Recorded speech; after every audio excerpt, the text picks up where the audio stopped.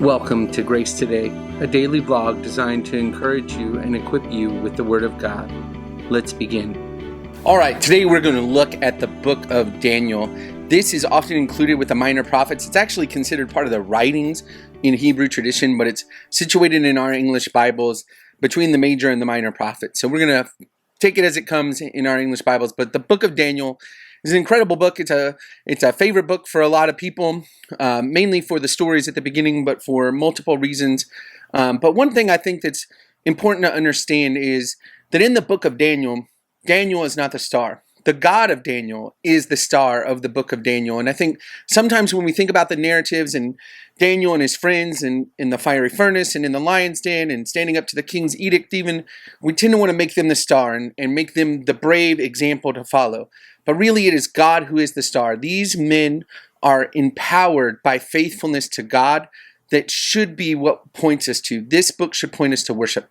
So as we think about that, how do we understand the purpose of Daniel? Well, through the life and visions of Daniel, Yahweh reveals his sovereign control over all the affairs of men, including the rise and fall of kingdoms, as well as his compassionate, faithful care for his covenant people. So kind of a twofold purpose.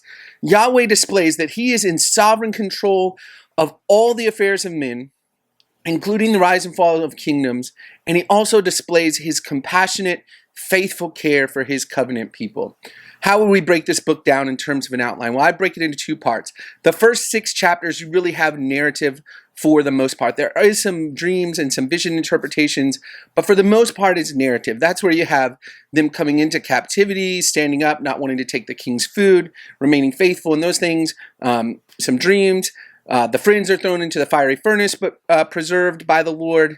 Daniel is thrown into the lion's den, but again, preserved by the Lord. All of that is kind of the narrative portion in the first 6 chapters. And then chapters 7 through 12, you have a series of visions. You have visions about the coming kingdom. You have visions about the rise and fall of nations. And most importantly, you have the vision of 70 weeks, which gives us the timing and the expectation of the Messiah and the Messianic kingdom. And really, that's the key redemptive text. As we think about redemptive texts in this, I would point you mainly to Daniel chapter 9, where we have this vision of 70 weeks, which gives us the coming of the Messiah and the timing of the Messianic kingdom and a description of the Messianic kingdom. It's really an amazing passage that we know is fulfilled in none other than Jesus Christ.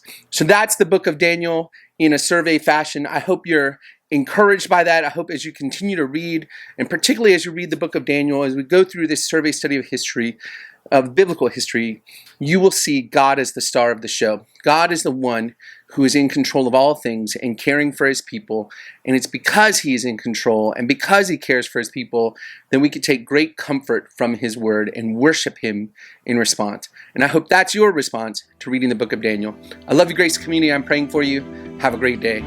Thanks for tuning in to the Grace Today vlog. For more information on Grace Community Baptist Church in Elgin, Texas, or how you can support this ministry, check out the links in the description below.